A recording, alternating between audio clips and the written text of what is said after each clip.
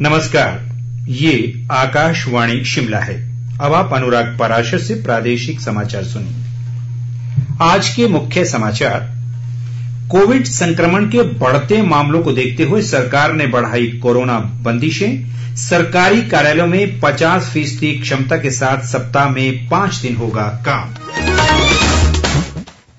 प्रधानमंत्री की सुरक्षा में चूक को लेकर भाजपा ने राज्यपाल को सौंपा ज्ञापन। पंजाब में राष्ट्रपति शासन लगाने की मांग। प्रधानमंत्री नरेंद्र मोदी 12 जनवरी को करेंगे युवाओं को संबोधित। सूचना व प्रसारण मंत्री अनुराग ठाकुर ने युवाओं से मांगे सुझाव और राज्य के ऊपरी क्षेत्रों में भारी हिमपात। शिमला व मनाली में बर्फबारी से पर्यटकों की आवाजाही बढ़ी। अब समाचार विस्तार से। राज्य सरकार ने कोविड संक्रमण के बढ़ते मामलों को देखते हुए कोरोना संबंधी बंदिशें बढ़ा दी हैं। इसे लेकर आज मुख्य सचिव रामसुभग सिंह की ओर से एक अधिसूचना जारी की गई है। इसके मुताबिक अब राज्य के सभी सरकारी कार्यालयों में सप्ताह में 5 दिन ही कार्य होगा, जबकि शनिवार व रविवार को सभी कार्यालय बंद रहेंगे। ये आदेश कल 10 से 24 जनवरी तक लागू रहेंगे। हालांकि आपात व आवश्यक सेवाओं जैसे स्वास्थ्य, पुलिस, अग्निशमन, बैंक, पानी, टेलीकॉम, बिजली, नागरिक परिवहन और आबकारी जैसे विभागों में तैनात कर्मचारियों पर ये आदेश मान्य नहीं होंगे।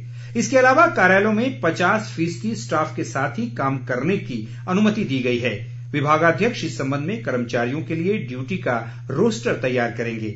अधिसूचना के मुताबिक सामाजिक व धार्मिक समारोहों के आयोजन पर पूर्ण प्रतिबंध रहेगा, जबकि शैक्षणिक, खेल, मनोरंजन, सांस्कृतिक और राजनीतिक समारोह 50% क्षमता के मुताबिक ही हो सकेंगे। इंडोर में अधिकतम 100 और आउटडोर में अधिकतम 300 लोग ही एकत्रित हो सकेंगे। इसके अलावा दुकानों को खोलने व बंद करने का समय तय करने का अधिकार संबंधित उपायुक्तों को दिया गया है। पंजाब में प्रधानमंत्री नरेंद्र मोदी के दौरे के दौरान हुई सुरक्षा चूक को लेकर भाजपा ने आज शिमला में राज्यपाल राजेंद्र विश्वनाथ आर्लेकर को एक ज्ञापन सौंपा। इस मौके पर मुख्यमंत्री जयराम ठाकुर, प्रदेश भाजपा अध्यक्ष सुरेश कश्यप, मंत्रिमंडल के सदस्य सुरेश भारद्वाज, रामलाल मारकंडा और राजीव सहजल सहित बड़ी संख्या में पार्टी पदाधिकारी मौजूद रहे। मुख्यमंत्री ने कहा कि पंजाब में जो कुछ हुआ वो सोची समझी साजिश के तहत हुआ है। उन्होंने आरोप लगाया कि पंजाब सरकार ने प्रधानमंत्री के सुरक्षा प्रोटोकॉल के साथ मजाक किया है, क्योंकि प्रधानमंत्री जैसे अति विशिष्ट लोगों के दौरे के दौरान सुरक्षा का जिम्मा राज्य सरकार का होता है। जयराम ठाकुर ने कहा कि जिस जगह प्रधानमंत्री का काफिला 20 मिनट तक रुका रहा वो क्षेत्र पाकिस्तान की फायरिंग रेंज में आता है। उन्होंने कहा कि इस ज्ञापन के माध्यम से इस घटनाक्रम की उच्च स्तरीय जांच करवाकर दोषियों के खिलाफ सख्त कार्यवाही करने और पंजाब में राष्ट्रपति शासन लगाने की मांग की गई है।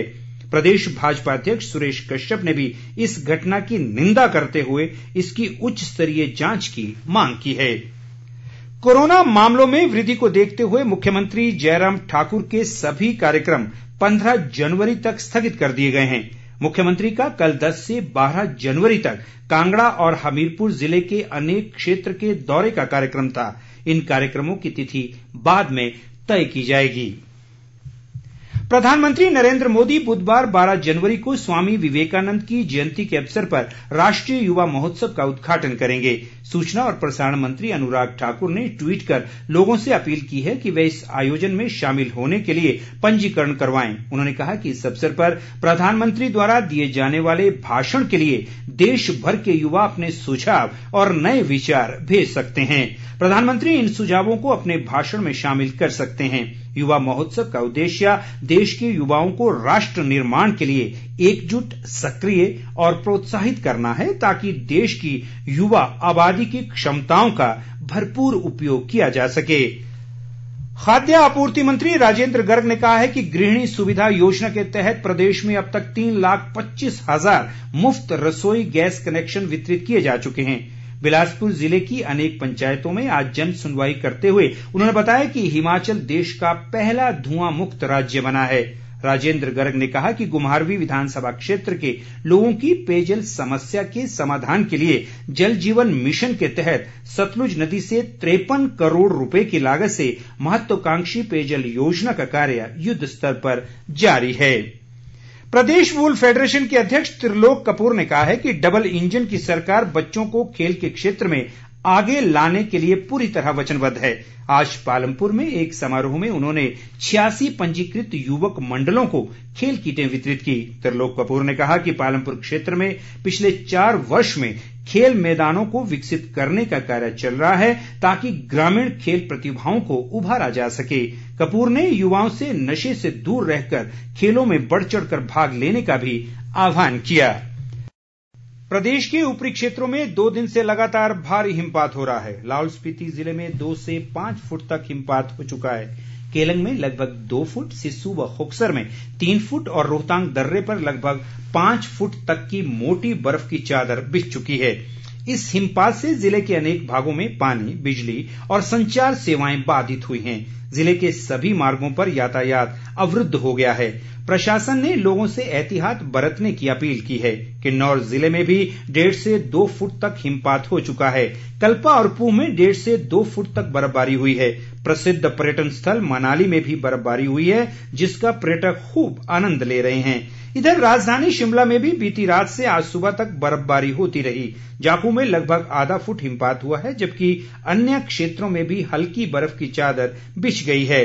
शिमला जिले के ऊपरी क्षेत्रों में भारी हिमपात से जनजीवन प्रभावित हुआ है और सड़क यातायात ठप हो गया है।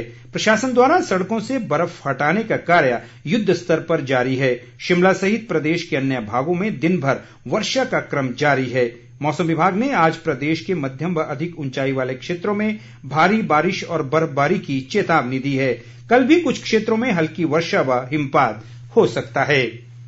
इस बीच प्रदेश में भारी बर्फबारी से 550 से अधिक सड़कें यातायात के लिए बंद हैं, जबकि 1700 से अधिक ट्रांसफार्मर भी ठप हो गए हैं। शिमला जिले में 200 से अधिक सड़कें बंद हैं, जबकि लाहौल स्पीति जिले में 81 सड़कों पर यातायात अवरुद्ध हो गया है। बर्फबारी से शिमला जिला सबसे अधिक प्रभावित हुआ है। अखिल भारतीय कांग्रेस कमेटी के संगठन महासचिव केसी वेणुगोपाल ने हिमाचल कांग्रेस कमेटी के कार्यों की सराहना की है। उन्होंने आज वर्चुअल माध्यम से प्रदेश कांग्रेस कमेटी के कार्यों की समीक्षा की और जन जागरण व सदस्यता अभियान के बारे में जानकारी हासिल की। बैठक में प्रदेश कांग्रेस प्रभारी राजीव शुक्ला और पार्टी अध्यक्ष कुलदीप राठौर ने भी भाग लिया। वेणुगोपाल ने हाल ही में हुए 4 उपचुनावों में जीत पर कांग्रेस नेताओं को बधाई दी। कुलदीप राठौर ने बताया कि 66 विधानसभा क्षेत्रों में जन जागरण अभियान पूरा कर लिया गया है और सदस्यता अभियान भी सुचारू रूप से चल रहा है। विधानसभा अध्यक्ष विपिन परमार ने आज सूला विधानसभा क्षेत्र में 4 वर्षों की उपलब्धियों को दर्शाती विवरणिका का विमोचन किया। इसमें विकास कार्यों को सचित्र प्रदर्शित किया गया है और आने वाले समय में इसे घर घर पहुंचाया जाएगा। परमार ने कहा कि राज्य सरकार ने अपने 4 वर्ष के कार्यकाल में उल्लेखनीय विकास कार्य किए हैं और प्रदेश में कोरोना की स्थिति सामान्य होने के बाद सुलह में एक कार्यक्रम का आयोजन किया जाएगा, जिसमें मुख्यमंत्री जयराम ठाकुर करोड़ों रुपए की विकास योजनाओं के उद्घाटन व शिलान्यास करेंगे। भारी बर्फबारी के कारण चंबा की जनजातीय पांगी घाटी विश्व के अन्य भागों से कट गई है।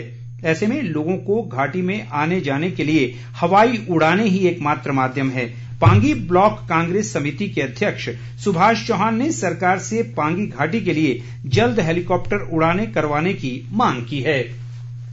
उद्योग मंत्री विक्रम ठाकुर ने आज परागपुर क्षेत्र की नारी पंचायत का दौरा कर लोगों की शिकायतें सुनी और विकास कार्यों का जायजा लिया। उन्होंने कहा कि 95 लाख रुपए से बनने वाली नारी सड़क का निर्माण कार्य प्रगति पर है और नारी खड्ड पर 1,52 लाख रुपए की लागत से पुल बनाया जा रहा है।